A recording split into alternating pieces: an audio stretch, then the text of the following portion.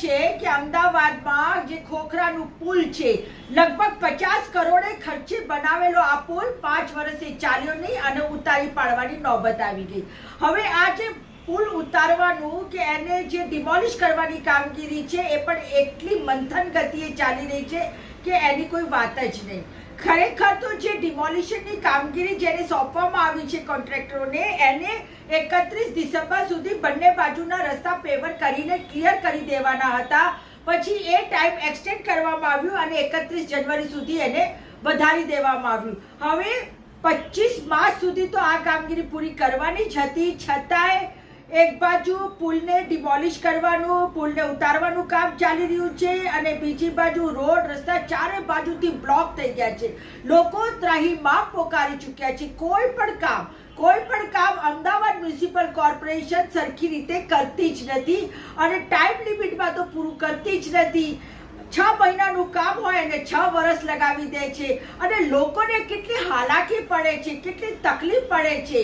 એકદમ ધમધમતો રોડ છે અને ત્યાં આજ સુધી પેવર રોડ બન્યો જ નથી. લોકો ફરીને શી ખબર ક્યાંથી નીકળે છે અને ગમે તે કરીને પોતાનું કામ પૂરું કરે છે.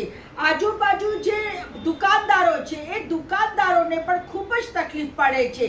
એક બાજુ તો ડામર ધૂળ મીઠી ઉડી રહી છે અને બીજી બાજુ એમની દુકાનોનું માલ સામાન ખરાબ થાય છે. એમના જે ગ્રાહકો આવતા હતા એ ગ્રાહકો આવવાના બંધ થઈ ગયા છે. છતાંય અમદાવાદ મ્યુનિસિપલ કોર્પોરેશનને કોઈ પડી નથી.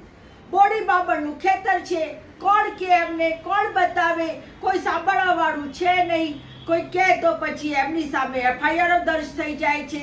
સાચું બોલે તો ખોટું લાગી જાય છે. અમદાવાદ મ્યુનિસિપલ કોર્પોરેશનના બેઠેલા સત્તાધીશો હોય જે ભાજપના છે, ભલે અત્યારે તો હવે ચૂંટણી જાહેર થઈ ગઈ છે પણ અત્યાર સુધી તો ભાજપ જ હતી ને. કા પછી ગુજરાતમાં બેઠેલી સરકાર હોય કા કેન્દ્રમાં બેઠેલી મોદી સરકાર હોય. આપણે વધારે બોલીએ તો આપણું ફેસબુકનું પેજ બંધ કરી દે, યુટ્યુબનું ચેનલ બંધ કરી દે, કાં તો વોટ્સએપનું એકાઉન્ટ બંધ કરી દે. મારું પણ એક વખત એકાઉન્ટ બંધ કરી ચૂકેલા છે.